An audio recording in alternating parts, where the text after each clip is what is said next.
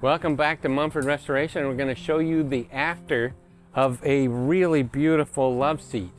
So now this is the original needlepoint, and the needlepoint was taken off of the seat and the back and the arms.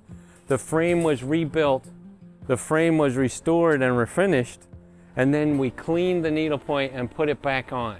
So you can see that we can use the original fabric if it's strong enough to be put back on.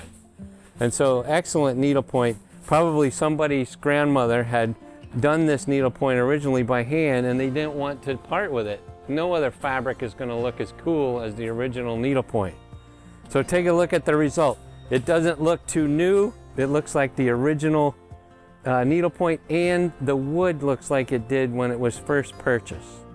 Thanks for watching.